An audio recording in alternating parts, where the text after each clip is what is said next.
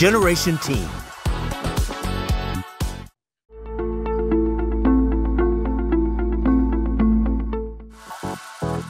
Welcome to Generation Teen, and our subject is a teen mental health crisis. I'm your host, Addison Rose, here on the beautiful campus of Howard University at WHUT Studios, where the only public broadcasting station is licensed and operated by an HBCU. Before we begin, let's take a look at this important video on how much mental illness has impacted the Black community, particularly suicide among our Black youth.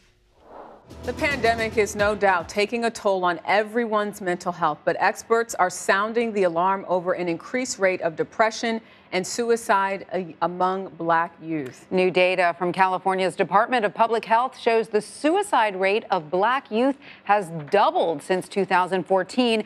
And in 2020, 12 out of every 100,000 Black 18 to 24-year-olds died by suicide. Welcome back. Our topic for segment 1 is the effects of mental illness among our youth. And along with me are my fellow high school hosts, Joelle Sluian and Isaiah Fields. And with me here virtually as guest panelists are Dr. Charlayne Hayling-Williams, counseling psychologist and founder and CEO of Community Wellness Ventures, a comprehensive human services agency headquartered in the District of Columbia, and the Reverend Dr. Orlando Jermaine Bego, senior pastor of the Center Point Baptist Church, Washington, D.C., and the founder of Transformative Faith Coaching and Training Center for African American Men. Let's hear what Congresswoman Bonnie Watson Coleman, a Democrat of New Jersey, has to say about the House's initiative on Black mental health. You know about my legislation pursuing equity in mental health that came out after a very serious exploration of the impact of mental health and suicide on Black youth, and particularly Black boys, and the task force that looked at this issue. That piece of legislation passed the House of Representatives overwhelmingly. It has not passed the Senate. But there are other pieces of legislation addressing mental health issues and mental health in the underserved communities, like our Black communities, mental health among our youth and things like that, where pieces of my legislation were incorporated in those pieces of legislation, which did go on to the Senate and which ultimately passed. Panelists, our MJT Excel hosts realized from research that some of the main effects of mental illness among youth and some of the most common teen mental illnesses are adoption and attachment issues, alcohol and substance abuse, anorexia, bulimia, or other eating disorders, anxiety disorders, oppositional defiant disorder, attention deficit hyperactivity or ADHD, autism, bipolar disorder, depression, identity development or self-esteem, learning disabilities, and suicide or suicidal thoughts. Panelists, out of those disorders, youth are often faced the most with anxiety, depression, or PTSD, post-traumatic stress disorder. And we found that these disorders, along with suicide, increased by 25% during the first year of COVID-19. Let's discuss these overwhelming findings. Dr. Charlayne Hayling-Williams, can I call you Dr. C? Please. Let's hear your thoughts, please. Well, thank you. And I'm so glad to be here, Addison.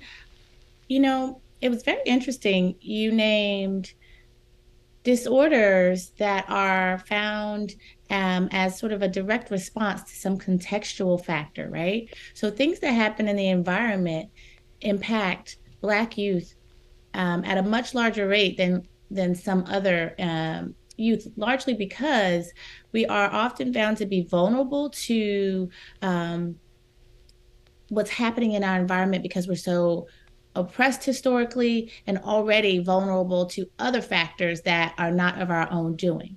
So when something like COVID-19 takes place, it's much of a pile-on, right? So the issue that I'd like for us to consider is the root causes. What are they? Let's ask the right questions. Even in talking about post-traumatic stress, what happens when it's not post? What about when it's ongoing? When it's a lifetime of trauma and stress that's unresolved and intentional and systemic in nature? And that same system is neither owning nor responsive to the community that's most greatly impacted. So we see the outcomes that we're seeing, which are pretty much expected. It's as if it's a domino effect. So we need to combat those things and really think about the holistic nature of what's happening and look at the outcomes as what they are in terms of a response to a direct stimuli. Yes, definitely. Dr. Bego, is racism partly responsible for these suicides? Before you answer, let's look at this video, how racism can be part of the problem. It's been a problem for a long, long time that Black children and Black adolescents have frankly not had adequate mental health care. You know, when you talk about access to mental health care for Black children and adolescents, there's a huge problem in access. You know, we know that Black families have less generational wealth than white families because of years and years and years of racism and intentional economic oppression. And because of that, Black children and adolescents, frankly, have less access to seeing a psychiatrist like me to begin with. And then I'm also very interested in, once Black children and adolescents do finally make it to a child and adolescent psychiatrist or a social worker or a psychologist, how are they treated? How are they treated in the mental health system? You know, when you talk about what are the types of issues that Black children come to me with, well, unfortunately, Black children are forced to know that they're Black at a very young age. And while I'm happy to be Black myself, they're forced to know that they're Black and think about race because of the racism they experience at a young age. And Black children want to talk to me about that. Black families want to talk to me about, how do I navigate the racism that my Black child is experiencing in a predominantly white private school? How do I navigate the racism that my child is watching on the TV when we're seeing Black children and teenagers brutalized by the police? They're hungry to talk about those issues, but frankly, most of them don't even get a chance to see a psychiatrist like me. And when they do, frankly, psychiatrists aren't trained to be able to help Black children navigate the issues of racism and their identity. Your thoughts, please, Dr. Bego? Well, thank you for having me today. I believe that because of our collective lived experiences, we can agree that there has been this adverse impact the discrimination has played on both the physical and mental health in the African American community. The challenge is that few studies have actually examined the association between discrimination and PTSD. There is some evidence that African Americans experience a higher rate of PTSD and are more likely to develop PTSD following trauma exposure. On another note, how much of a problem has alcohol and substance abuse become among teens? Dr. C? You know, substance use is becoming an even bigger concern in our communities as access, and I think the digital platforms are becoming even more pervasive.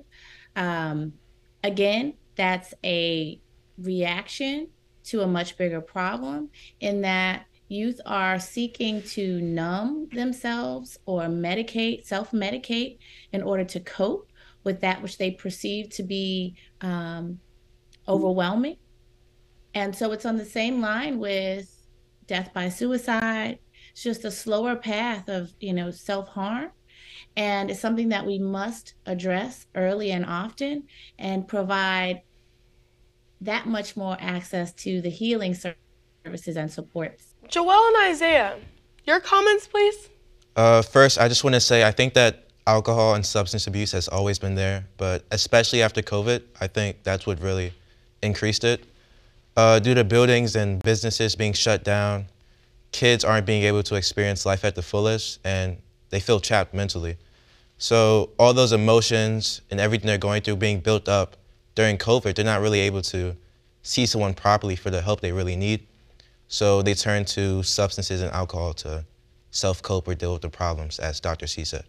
With anxiety and depression among youth, it kind of correlates to substance abuse because there's always a way of trying to numb one's feelings towards this, and I've seen it before. In the Black community, alcohol and substance abuse, it's ravaged our population for a very long time, and with like mental health issues with that, coupled with it, there's just like so many other ways to venture out, but it's straight to like, how can I self-medicate? How can I try to help myself before? And if drugs and alcohol are the first thing that comes up, maybe we should look into ourselves as a community to see what's going to be the reason as to why they look for these ideas first. Is there other ways to self-medicate or relieve yourself or numb yourself? It's just like taking that window of opportunity and then using it correctly, not trying to shatter it and then having regret years later.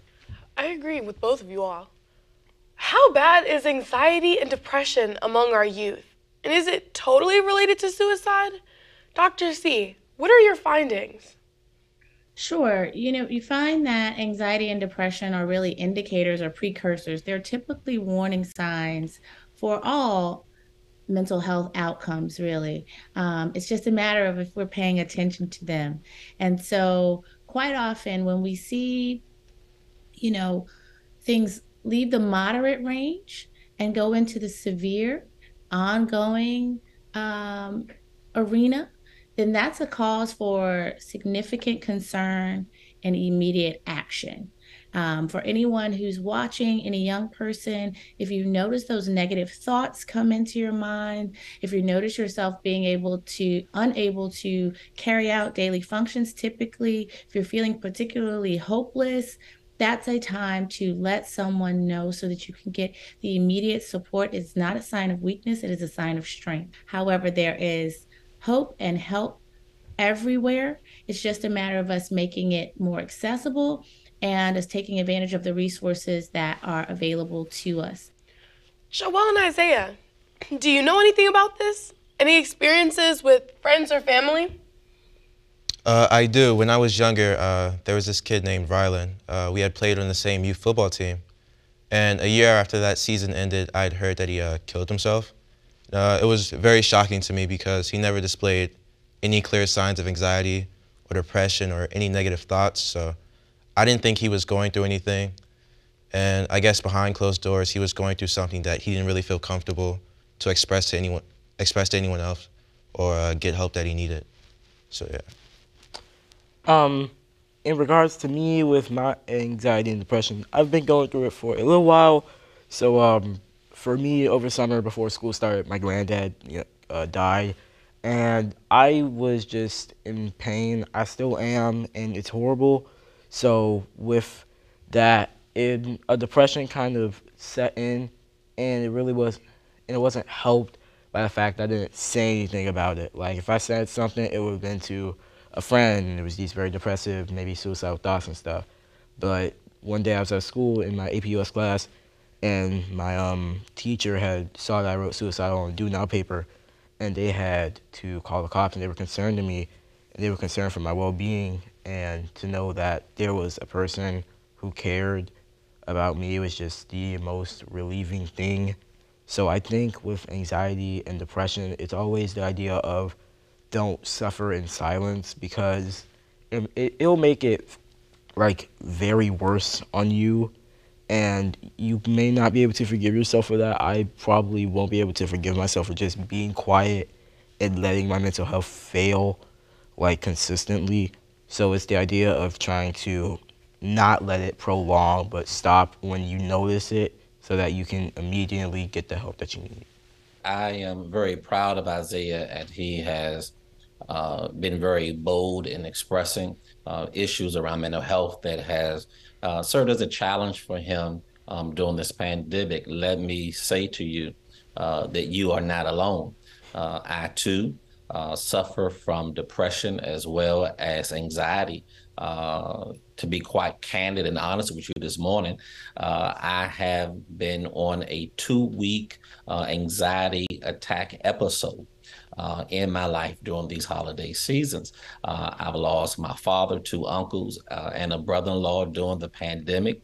I had to really begin to manage the affairs of family members during this time. The challenge for most of us, if not all of us, is finding those spaces in which we can feel free to express ourselves, to cope in a more positive environment, to deal with the trauma that we have experienced, and find ways to bring them to a resolve. This is something that, if it goes unchecked, can have us smiling on Monday and then committing suicide on Tuesday. We're all familiar with Twitch and the shock that it happened on our community, that we were in a degree of disbelief that someone that seems so jovial and outgoing and successful in life will commit suicide. So I commend Isaiah, and I want to promote that all of us must find those places that are necessary in order to deal with our own mental health. I didn't realize that attention deficit disorder, or ADHD, was a mental illness. Dr. Bego, please enlighten us. Yeah, so attention deficit disorder really begins to impact children at an early age, and left untreated can have a devastating impact on them in their adult life. It is one in which one needs more attention and more focus in order to complete tasks and assignments. Too often in the African American community, the way in which the medical professionals begin to deal with ADHD is to medicate, and that leads to a over-medication of our students. And so what we need to do is make sure that we are employing some additional techniques to address this issue, so that we are not at an early age labeling our children with disorders and not finding remedies for them to function at a very productive way in society. Panelists, as youth go through puberty, identity development or self-esteem is an important issue. Would that be related to some of our LGBTQ youth? Your thoughts first, Joel and Isaiah. What do you all think? I definitely think it's related. When you go through puberty, you're figuring out the type of person you are, what type of person you want to be. And for our LGBTQ youth, figuring out their sexuality or their self-identity, I think that becomes pretty hard to do in school and as a teenager, where your environments are so judgmental of who you are and want to be. Because with puberty and kids who are in the LGBTQ community, there's always this sense of trying to come in to understand what your sexuality or what your preference is towards somebody. And if you are in an environment that is not really accepting, or it could be more conservative, for instance, if this offends you, Dr. Bego, I hope not, like maybe a church or something. There's always this, within the church and in regards to LGBTQ kids, there's always this connotation that, for some people that it's not the right way to live.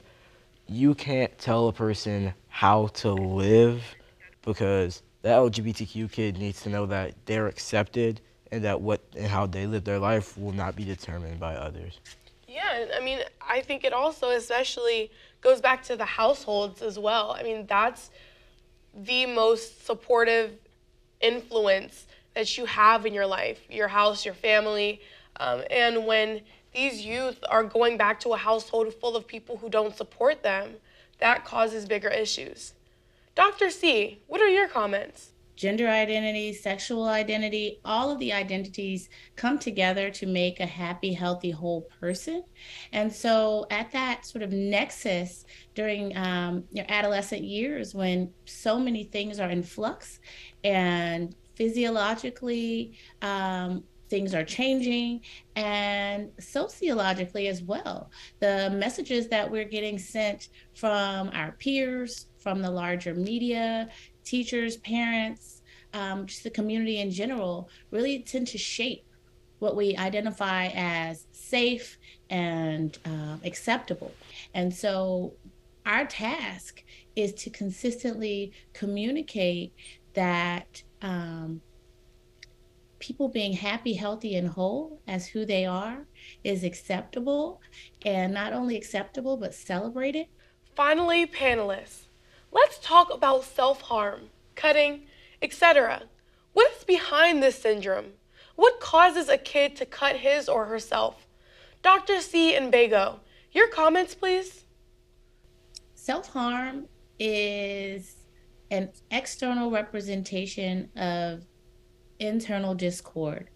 So quite often, especially young people, but not only young people, who don't feel like their voices are heard or there's no real way to take control of what they're feeling, express that in ways that are harmful, but are also blatant and shining, examples of the pain that they are feeling inside.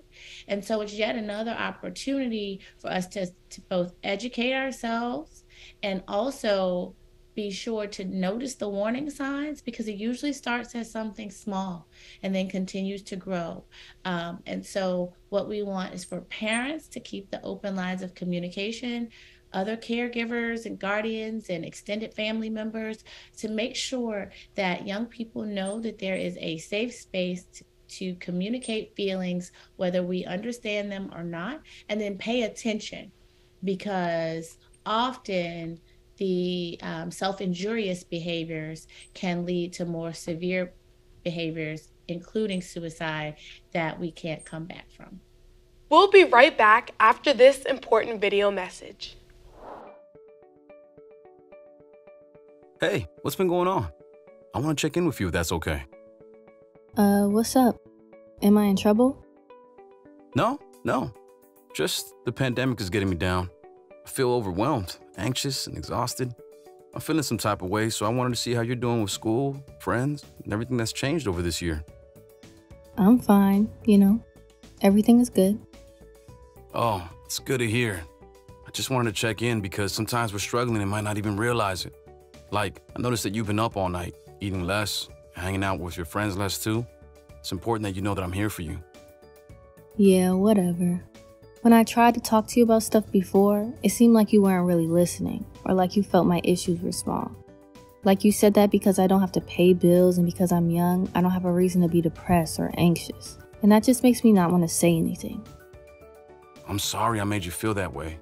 I grew up thinking about struggles very differently. It wasn't a thing to talk about mental wellness with family because they would call you crazy. Say all you have to do is pray on it.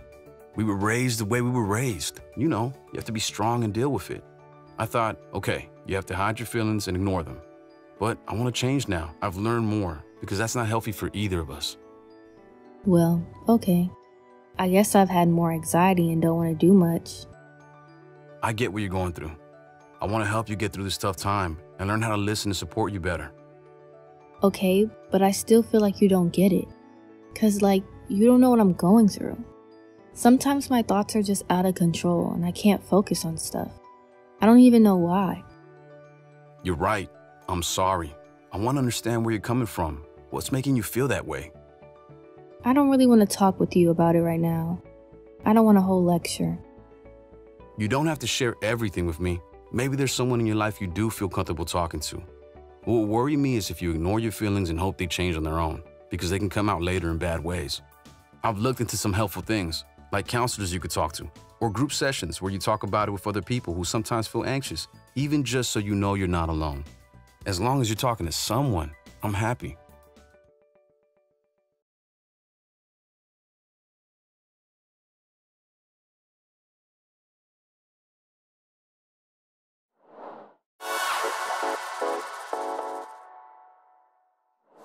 Welcome back to Generation Teen, a teen mental health crisis. I'm your host, Joel Slurian, and back with me are MJTXL hosts and panelists, Addison Rose and Isaiah Fields. And this is segment 2, the causes of mental illness among our youth. Our guest panelists back from the previous segment are Dr. Charlayne Hayling-Williams, counseling psychologist, and Dr. Orlando Jermaine Bego, pastor and faith coach and mental health trainer. Panelists, we briefly spoke about PTSD, post-traumatic stress disorder. and pointed out that our African American youth in particular are often the victims of trauma from either witnessing a horrific event or living in dysfunctional household environments. To what degree are young people faced with PTSD, and what are some other examples of it? Dr. C? You know, I wonder if our youth have more dysfunctional home environments than any other youth. I challenge that notion.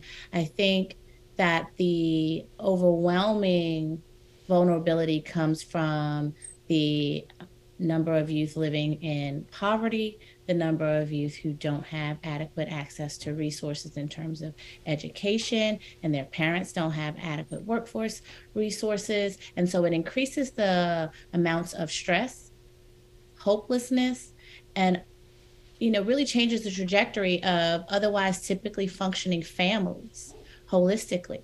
So if you endure higher amounts of loss, threat, community violence, poverty that looks like not having enough to eat, not having a home that is conducive to healthy development, then that really promotes the outcomes that we're seeing in terms of mental health turning into mental illness. We have to really call it what it is, and it's that our children are born into a life cycle that isn't really designed for them to thrive.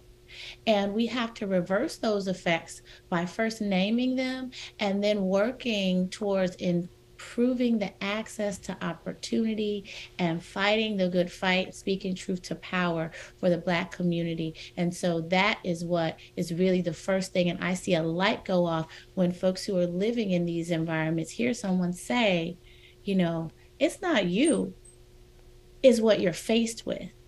And so you're simply responding to it. We had yet to mention this, but according to our findings, one of the most common teen mental health problems is adoption and attachment issues. How big is this problem? And please explain why.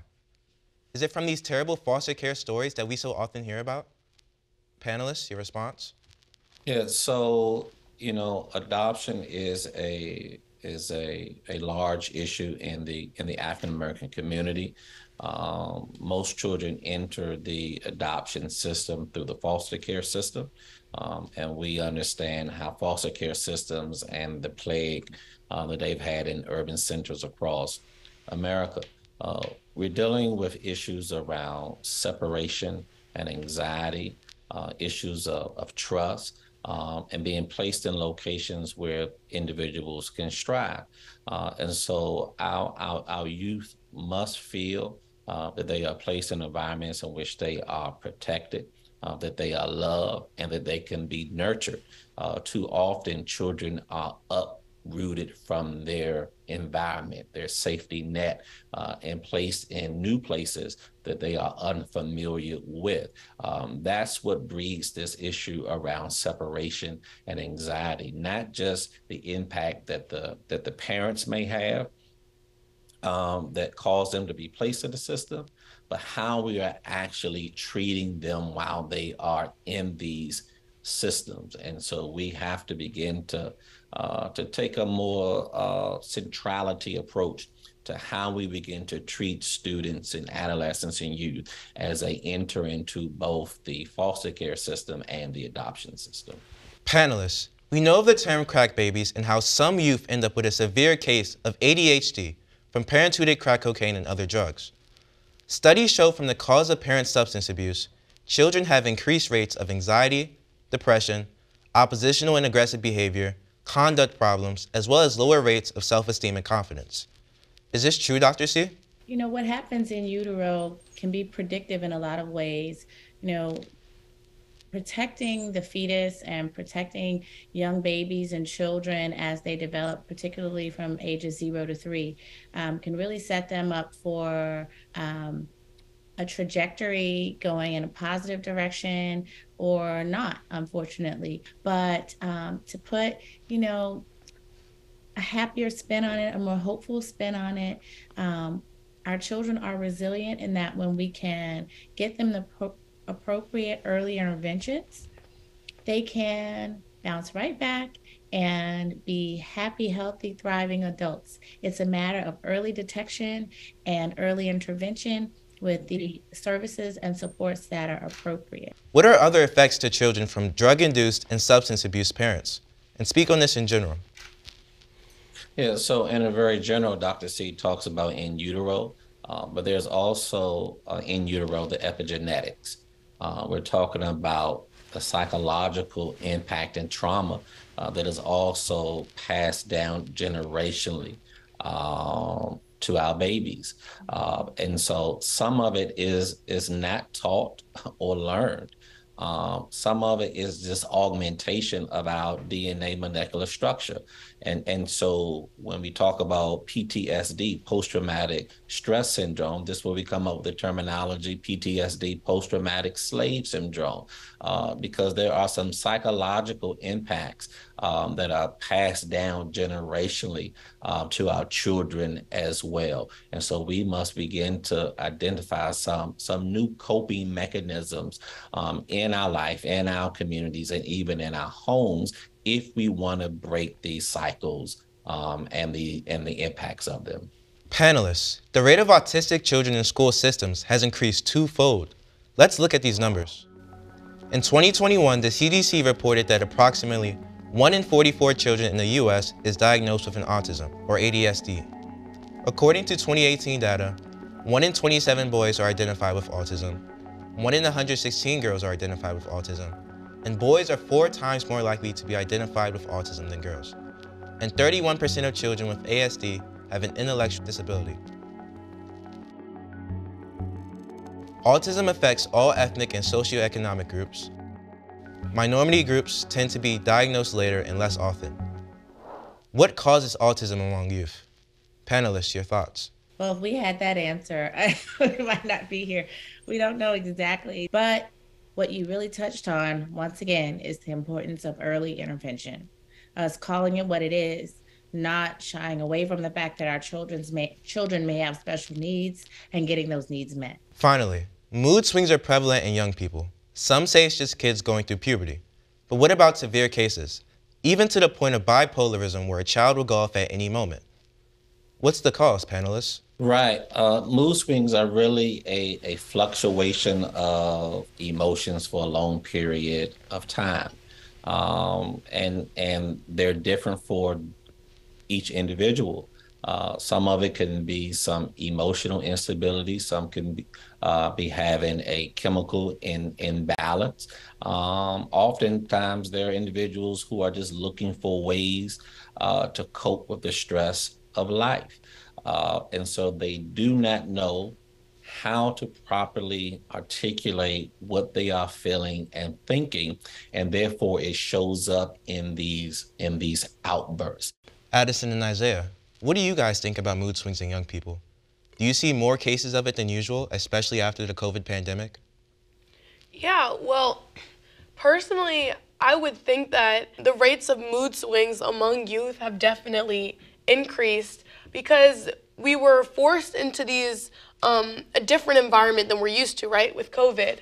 We were stuck in the house. A lot of us weren't able to leave for whatever reason, especially when being sick. And so you're not able to do a lot of the things that you might be used to as outlets, as ways to get your mind off of things. And so with that caused you to be more moody. We're with the same group of people a lot more during COVID. You're with, the same 3 people in your family, in your house, in the same walls. So that causes a lot of stress among us. It basically was a whole hurdle thrown at the world, and we basically fell over it. And there was always this idea, well, this thing that happened with everybody starting to get more sick and tired of things and want things to return to normal, and their mood definitely could change from a upbeat one to a very just sad and cynical one. That happened with me because there was always this idea that I wanted COVID to end, but I was I was able, but I couldn't be willing to accept it. There were lots of stuff I wanted to do, but due to COVID, it had to be placed on hold. And my mood really changed during that time. There was always this impatience with me and always just being ticked off a bit more at the smallest things. We'll be right back after this message. Dr. Calhoun, I also want to talk about the fact that we've mentioned that, Black families are more likely to have been hit really hard by COVID, children to lose a parent or caregiver. So is there anything that has surprised you about how children have reacted to death or illness within their families? Wow. I mean, I would say what continues to surprise me is the resilience of Black children and adolescents, and not just the children themselves, but their families. And so I've been so surprised, I guess, pleasantly surprised, but also sad that, Black children and adolescents are being so disproportionately hit by this pandemic, and the fact that we really still aren't talking about that. I mean, I think we're starting to talk about it, but it's sort of a hush topic. I mean, even in psychiatry, we talk about it, but we don't really delve into it and start talking about, well, why are Black children and families hit disproportionately? Why are they poor? And it's because of years of racism. And how do we help them to recover from this pandemic? And what are teachers, psychiatrists, psychologists, how can we support Black children and adolescents from this pandemic? Because while we are all suffering from the pandemic, people of all colors, at the same time, there are disproportionate effects on the Black community. And how do we honor that and help support them? And so I think we need to talk about it more. Welcome back to Generation Teen, a teen mental health crisis. I'm your host, Isaiah Fields, and this is segment 3, the solutions to improve the mental health among youth. And back with me are NJTXL host and panelists Addison Rose and Joel Slillian. And guest panelists from the previous 2 segments, Dr. Charlayne Hayling-Williams and the Reverend Dr. Orlando Jermaine Bego. Panelists, our NJTXL researchers have found that solutions to offset mental health problems among our youth is to find ways to prevent these key mental health issues: alcohol and substance abuse, ADHD, anxiety, traumas that lead to PTSD, low self-esteem disorder, anxiety and depression, mood swings and bipolar disorder, and finally, suicide. Panelists, what are some ways in which we can teach youth to stop medicating themselves with alcohol and drugs when they are depressed or suffer from ADHD, which of course makes it worse? Dr. C. and Bego, your thoughts, please? I will say that one of the things that we must do is reimagine community. How does a healthy home environment look in the African American community? There are so many challenges that impact us, but they impact other communities as well. How do we begin to be more collective and more concise, and how we address the issues that are plaguing us in particularly? Joel Addison, your thoughts? I think simply encouraging them to, reach out, having these counseling services available in schools and in every community. Is it too hard to protect our kids from traumas that cause PTSD and other forms of anxiety and depression? Addison, your thoughts, please? Yeah, I think we need to, address more how anxiety and depression is really affecting our youth. I think it's really bad, and I honestly think we need more resources in our schools. Joel? I think it's definitely becoming harder because, especially after COVID, I don't think kids are really being open with what they're going through. So it's going to be harder to, communicate with them and try to seek them help if they would even communicate with you when they're your parent. Dr. C? Yes, I think we have to start with psychoeducation and an assumption that everyone is facing something, because that's true. We're all warring with something. And so rather than act like it's the exception, we should act like it's the rule. If we promote the normalization of mental health, and again, that's not illness, but promoting the normalization of focusing on that checkup from the neck up, right? What's happening? What are you feeling? What are you thinking? And these are the warning signs. These are the triggers. These are the signs and symptoms on an ongoing basis. And having those resources, as you all referenced, to be able to catch us when we're falling are all tools and ways to really build an adequate continuum of care. What programs can we develop to build our LGBTQ kids' self-esteem, knowing that they are often the victims of put-downs and negative opposition to their developing identity? Dr. Bego, your comments, please. Yeah, so the LGBTQ youth are part of every community, come from all walks of life. They represent every racial and ethnic and socioeconomic and geographic group. And while these youth transition, for the most part, from childhood to adulthood successfully and become healthy and productive adults, there are some that have these negative impacts that are a result of stigmas. And so I believe that what we need to do is ensure that we are developing programs and systems that begin to dispel the negative social stigmas that are attached to this population. We need to create a consortium of allies that promote the human decency of all people, including those of the LGBTQ community. Panelists, what can we do to offset these horrible mood swings that young people are going through right now, that are now diagnosed as bipolar problems? Dr. C, your thoughts? I think that there are a number of holistic practices that have been shown to be effective. Those things look like yoga, meditation, exercise, just taking a moment to breathe. All of those things are opportunities for us to check in and slow down our minds. I can't emphasize enough that those extreme behavioral outbursts are really indications that one feels trapped, one feels extremely upset. It's a buildup of things. So we want to take that proactive approach where we don't let things build up and we don't feel trapped. So then the way to do that is to take advantage of outlets and to do what feels good intentionally on an ongoing basis. Joel and Addison, what do you think makes kids happy to prevent them from having mood swings? Well, personally, I agree with Dr. C. I think it's finding outlets, the perfect way, the perfect source for students and youth who are dealing with mood swings, a way to calm ourselves down, to breathe, to come back to earth.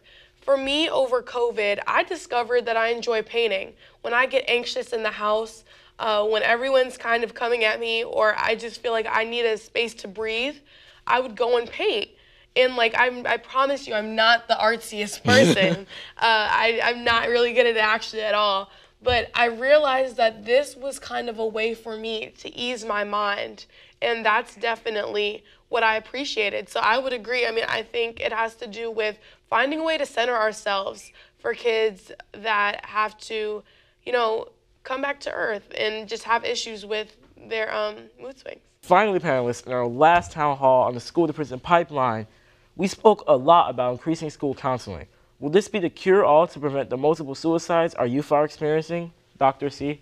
There's no cure-all. However, school-based intervention has been proven to be highly effective. It's going to take an all-hands-on-deck approach.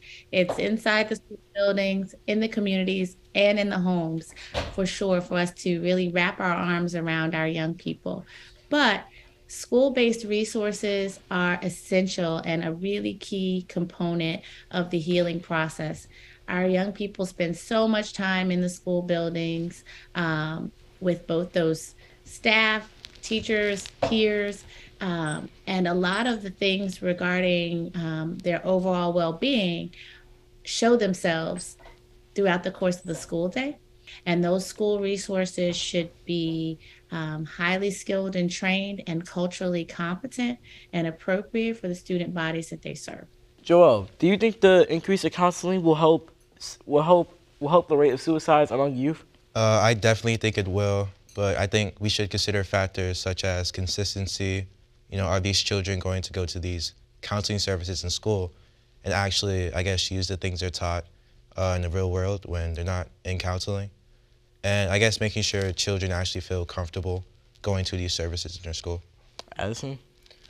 I think it'll definitely help the rates of suicide, but I think we need to figure out and address the fact that there are people in different positions who don't exactly want to be there. They could potentially be there for the paycheck.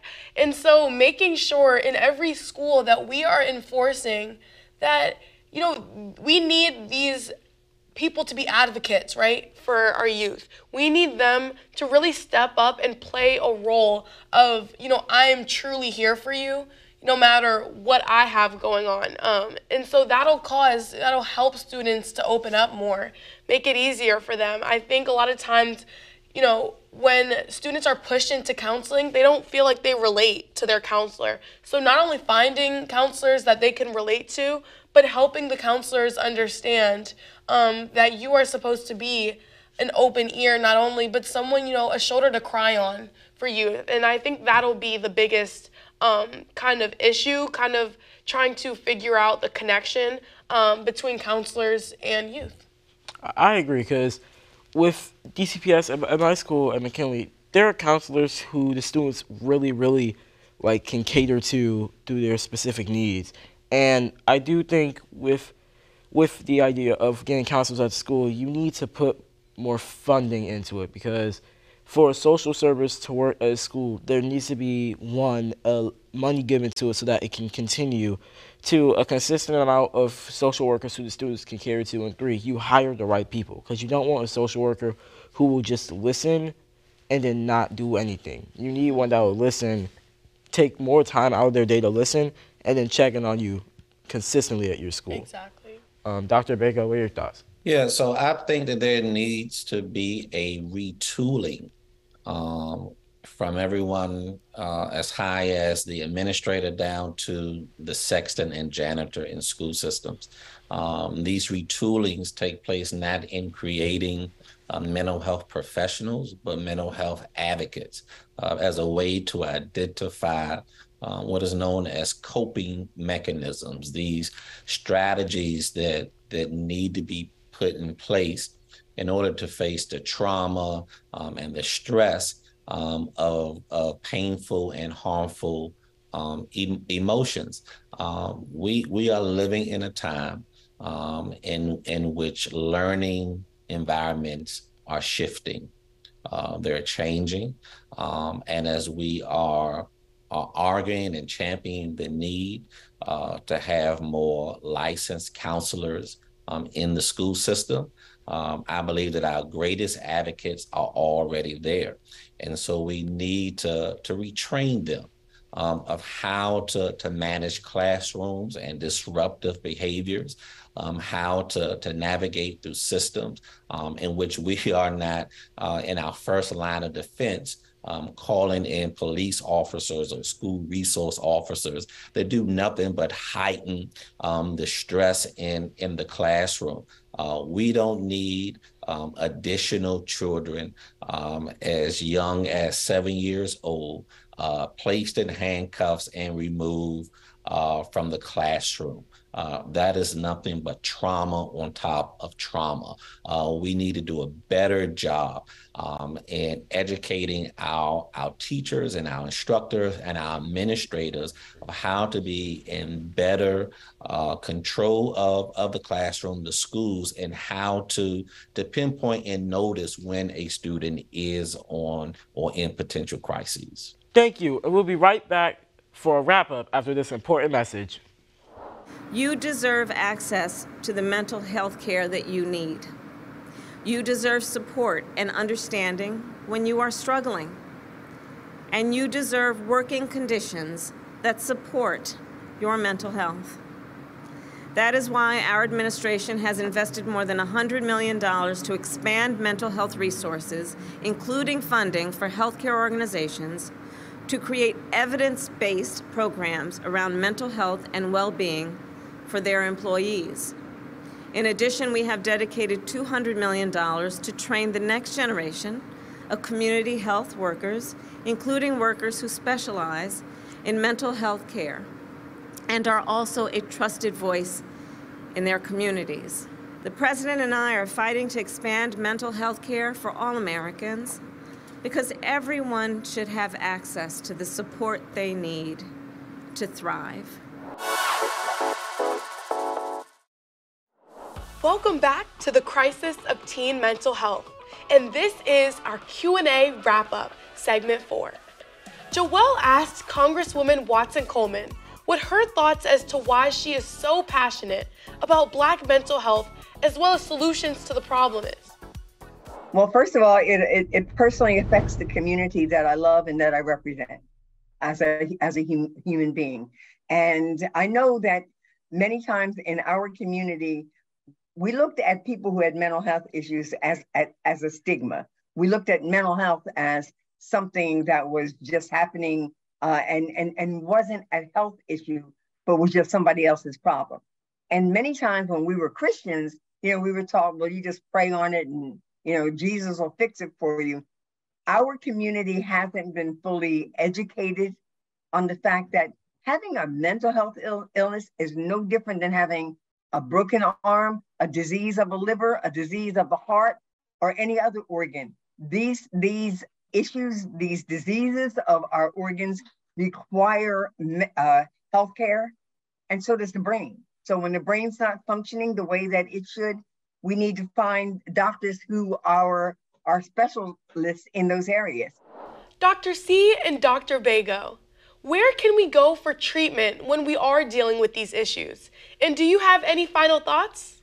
So the District of Columbia has a number of services for folks to access easily, either through the Department of Behavioral Health's website, which provides all of the public behavioral health services like our company, Community Wellness Ventures, all the way to all the private insurance providers being able to provide a list of providers who are ready and willing to support, and every hospital in your area.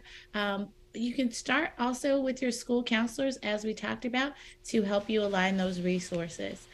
As I said, remember to take care of yourselves, be well, and always do that checkup from the neck up. And while primary care providers and mental health professionals are oftentimes viewed as our first line of defense when dealing with issues around mental health, I want to encourage us to take advantage of those resources that have been staples in our community. I myself had a challenge trying to find an African-American male mental health professional. So I decided to return to the local barbershop. That's right. Rather than scheduling an appointment at the barbershop, going in and jumping out, I now do walk-ins. I now spend time amongst African-American men in a very neutral, affirming, and caring environment while I'm getting my hair cut. And so I want to encourage all of us that if we cannot find a primary care provider or there are no mental health professionals that you can locate in your community, find those places that have been centered, find those places that have been staples, find those places that have been serving to us as a people in the African-American community. Well, Dr. C and Dr. Bego, thank you all for being here with us. I think I can speak on behalf of all of us and all youth in general when I say that it definitely feels good to know that we have an outlet. We have people who definitely do care about us and what we have going on mentally. So thank you. And that's our show, Generation Teen, a teen mental health crisis. For everyone watching, including you, Isaiah, I want to encourage you to seek help from a trusted friend, family member, or professional to feel better. Thanks again to our panelists, and thank you for watching. Stay strong, stay healthy, and stay woke. Generation Teen.